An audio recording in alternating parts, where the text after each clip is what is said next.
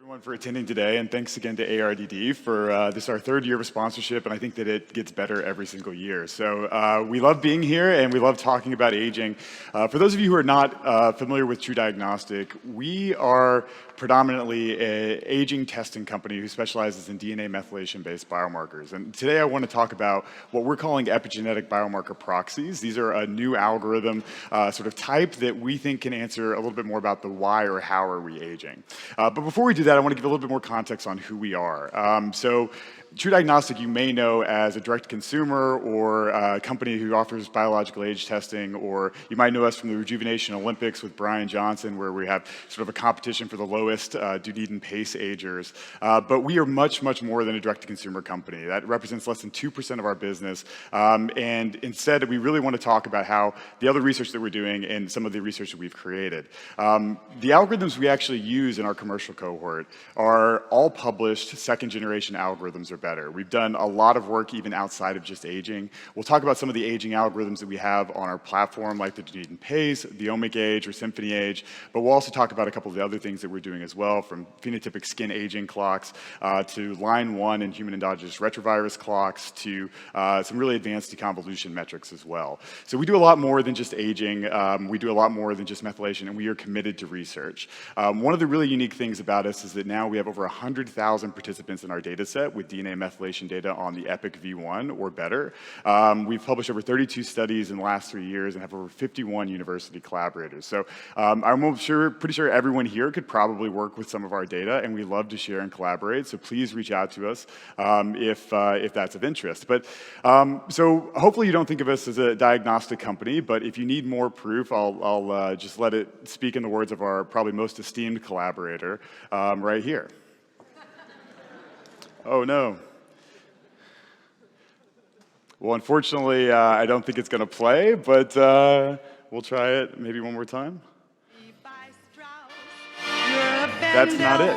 The Shakespeare sonnet, you're Mickey Oh, no, Mouse. it's all right. We can, well, I'll just say it for them. They say this is the best effing test ever. This is so cool. And so no, but in all seriousness, we are again research-first organization. Again, our participants don't just have we don't just have a lot of them on really good methylation data. We also have really good phenotyping of them. We've got over 5,000 individuals now with longitudinal methylation. Some doing as many as 24 tests across our 4 years of being active, and we have really great disease phenotypic imaging as well. We have over 200 disease represented within our cohort, over 175 different medication use, and we love to use this information, again, to really answer the questions on why we're aging. I don't want to spend time today talking about biological clocks. I really want to advance that and also talk about some of the big problems in biological clocks, but I think it's important to go into the clocks that we are using, how they were trained, and why we think they're important. Generally, we created Omic Age. I'll go into this more later with Harvard and our collaborators at Harvard, particularly Dr. Jessica Lasky-Sue. And we do see that this has some of the highest hazard ratios to disease and the most accurate prediction of time until death. So we really like this clock. We'll talk a little bit more about how it was trained. We also use the Dunedin Pace. It was great to follow a lecture that also referenced the calorie study because the Dunedin Pace is one of those that actually responds to caloric restriction, where some of the other clocks did not. And actually, first-generation clocks, those clocks trained to chronological age, in most cases in the calorie study, actually went up with caloric restriction. So I think that hopefully we can talk as a group about moving away from clocks trained to chronological age and trained more to outcomes like mortality or phenotypic prediction.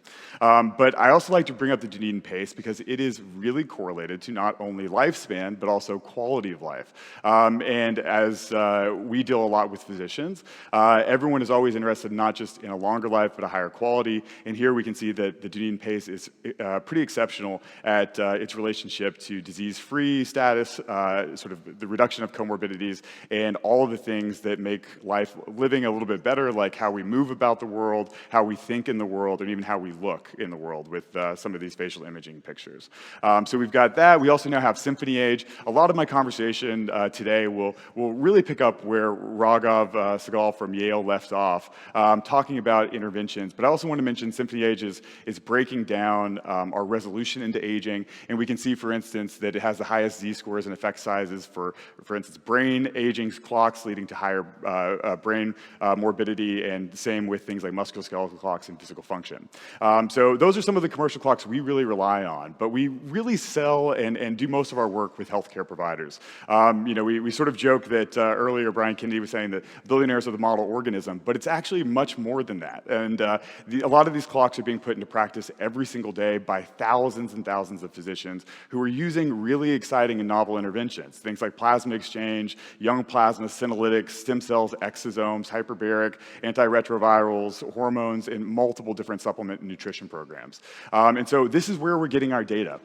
And because these are cash pay medicine physicians, we have really one unique asset, which is that there's some of the most well-phenotyped people in the world. Many of these patients, you might call them the worried well, are doing things like full body MRI imaging once a year. They're doing proteomics and metabolomics, all for their own financing on a cash pay basis. And we really have tried to leverage this data as much as possible at TruDiagnostic. So that leads us, I think, to one of the biggest questions we get from these physicians in the group, which is, why am I aging? And we know that this is an issue. This heterogeneity of aging across many different types and formats is a problem, and one that's been really difficult to answer. I'll give you an example of the Dunedin pace, a clock that we love, and we've already talked about for several occasions. But here, these are actually real composite imaging from the cohort, facial images, where we can see the 10 fastest aging members with the Dunedin pace and the 10 slowest aging members with the Dunedin pace. And obviously they look very different in phenotypic image, and that's because biologically they're aging at different rates. But the question is, if we get this back and you are a fast ager, what do? We already talked about the calorie study. We might recommend caloric restriction. But if you're a slow ager, what do? Well, probably the same thing, right? Because we generally don't know how to make personalized interventions. And that's a huge problem because it sort of leads to the question of why test in the first place, right? If you can't give actual specific information. So this is a huge problem with the biological clocks, which we are certainly hoping to solve. So before I go into our solution and what we're really excited about, I want to go into other solutions as well. So I've already mentioned Symphony age. If you were here 2 nights ago, Raghav gave an amazing talk about all the interventional data sets they're looking at and how that can provide resolution to what interventions are affecting what systems. And we'll go into that just a little bit here, but it's a great philosophy because now we can actually target someone who might have higher cardiovascular aging as a result of smoking, or someone who maybe has a high BMI having a higher metabolic age. We can start to see these scores with a little bit more resolution, and that's important because all of these systems have different functions, and we want to protect all of these functions as we get older.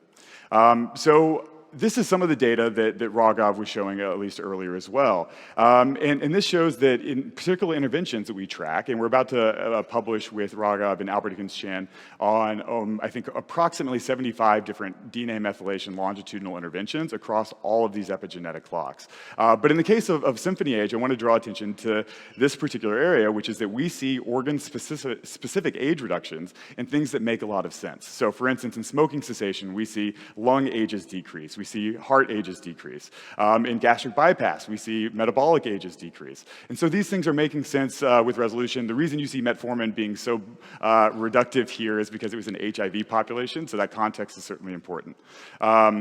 In addition to this, we've also tried to solve it another way.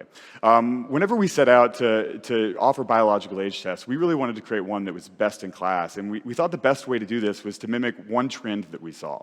That trend is generally that the more biologically informed clocks tend to predict outcomes better. And so we sort of asked the question of, well, what can we do to create the most robust training data set that we can?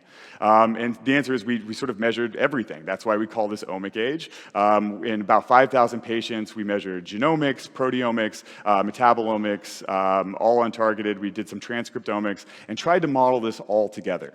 But the problem is, with this type of testing, it can also be very expensive. We were spending around $10,000 for every single patient in that cohort, and that's a lot. And so we wanted to also bring it back to something we could control, or something that we could control with a lower cost and scale. And so that is where we came up with this term of the epigenetic biomarker proxies. These are are sort of asking the question, can we predict other omics, particularly protein, metabolomics, and clinical values, through just DNA methylation alone? And we did this with several thousand proteins, several thousand metabolites, and 61 clinical variables. And before I go into our results, I want to mention that this is certainly not a new idea.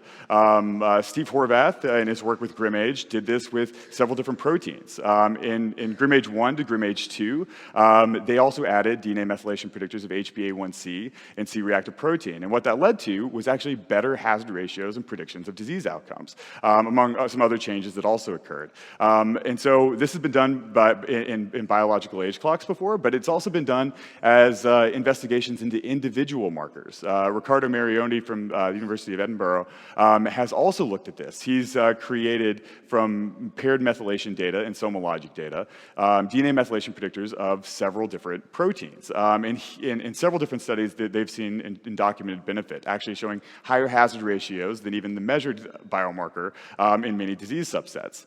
And so this was exciting for us, but I also want to go into a particular use case example. So let's talk about CRP. CRP is an acute phase protein that can vary up to 1,000-fold within an hour. It is highly reactive, and when we look at CRP across the Leviathan birth cohort, we see that it doesn't have a significant change with age, but the DNA methylation biomarker of CRP does have a significant change of age, which signals higher inflammation across time, and I think that might make sense. And if we ask why, I always like to reference this direct quote from this paper with Cynthia Custers and Steve Horvath as well, which is that another potential benefit of using DNA methylation-based biomarkers instead of plasma biomarkers is that the DNA methylation biomarkers represent a longer average and are not as affected by day-to-day concentrations. So, for the CRP, we might be getting sort of an HbA1c, a longer sort of signaling of overall inflammation. And that's important because we see it reflected in how it associates to disease. Really, across almost every single association that C-reactive protein has, there's a higher effect size and a higher significance with the DNA methylation version of CRP. And so this, again, is probably capturing a model. If we look at even what's in this algorithm, the SOC3 gene, the suppressor of cytokine signaling gene, is highly weighted, which might be sort of mitigating exactly what we're seeing from this biomarker. And so, again, we did this with omic-age. We started with just 400 metabolites that were the most highly linked to mortality risk, again, because we trained our clock till time until death. And the first thing we wanted to check are the associations similar? And the answer was, yeah, generally they were very, very similar. So for HbA1c and glucose, we saw it being highly related to type 2 diabetes. In lesser known metabolites or proteins, we also saw similar features where there was still high correlation. So for instance, IGF binding protein 2 has differential expression with weight status, which we know is well described in the literature. And so we put this into a model that hopefully can lead our physicians in the right direction in application. So they can sort of see what's out of range and what are sort of the preferred levels and sort of track that in population level trends. Again, our cohort is very healthy. So we have both more disease cohort from our research representation and then a very, I would say, highly health conscious, motivated preventive medicine crowd from our own cohort. And we can get to compare and contrast. But this tool has been really helpful to figuring out what patients are aging from and where we might be able to impact change.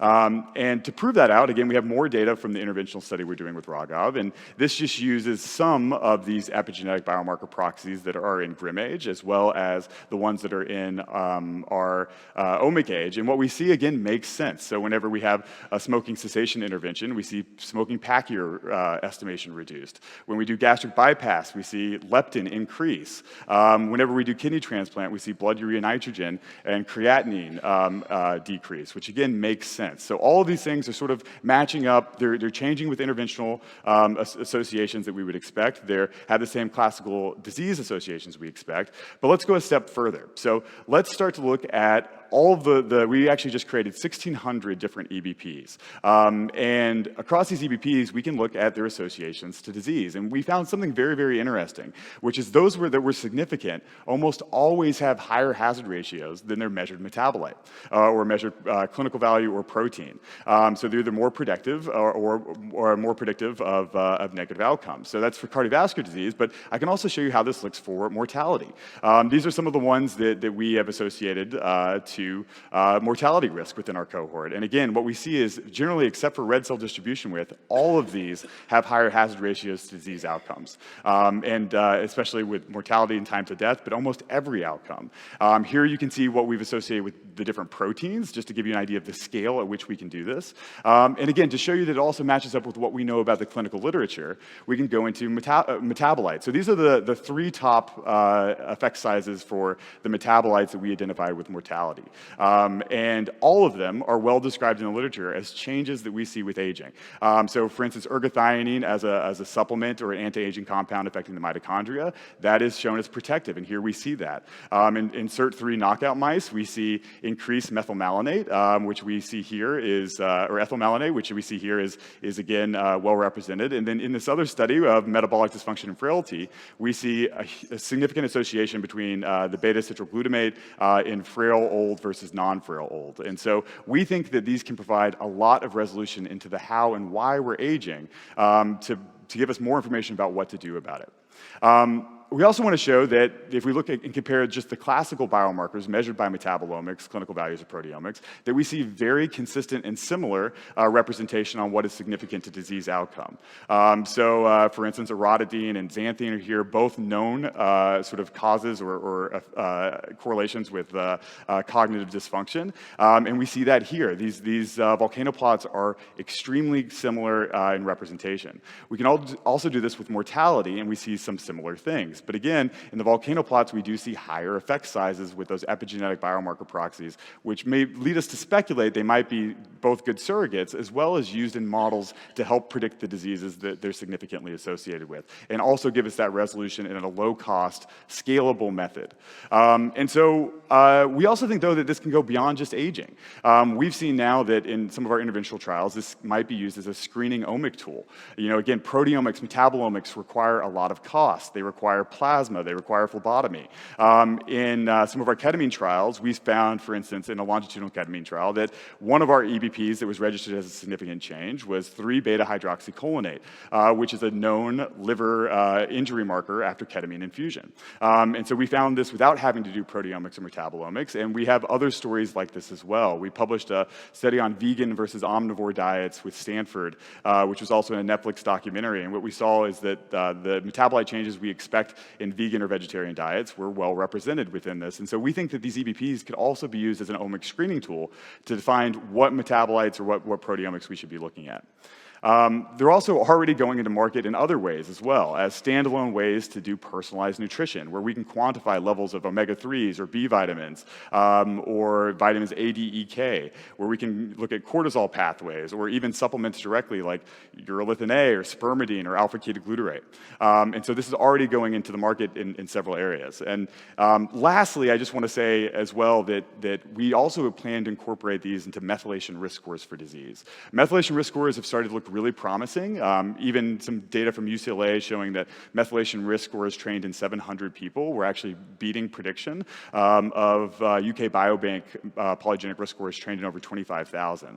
And we've also had a lot of success with this in preliminary analysis to do both diagnostics as well as, I would say, preventative methylation risk scores. If you compare this to the top 15 cancers of the liquid biopsy test of GRAIL, we have a better area under the curve for diagnostics. But again, methylation risk scores are exciting because they're clinically actionable. Polygenic risk scores are sometimes hard to affect. You might be able to manage it, but can you change it? If we just read that someone's at high risk for type 2 diabetes, we probably also want to be able to make recommendations or even subtype those diseases. We think that those EBPs can help us do that. So in summary, I think that we all can agree to impact aging. We actually need diagnostics and treatment. Therefore, we need aging to have a lot more explainable features to differentiate the really different ways we can age. We think that the epigenetic biomarker proxies can provide some resolution from DNA methylation data at a low cost with easy collection methods from the same data set that already generates these biological clocks. We see that these EBPs outperform classical markers for hazard ratios to disease outcomes. We see that many of them have the same associations as the classical measures. We see these change longitudinally with intervention. We know that this can provide resolution of disease type or subtypes within methylation risk scores, again, all from that same same data set. So we're extremely excited about this, and if anyone would like to work on these with us, we have code that is available. I just want to say 2 last things to anyone who's specifically in this methylation industry. The new methylation screening array from Illumina is coming out. This is an alternative to the Epic arrays. It is a much lower cost, but we have replicated all of these algorithms on that MSA data set. So if you're starting to think about cost savings at higher scale with that MSA, we have all these same algorithms in that data set that you could use for any validation, and we make those available through a turnkey DNA methylation analysis suite we just launched. We're going to be launching this with Illumina.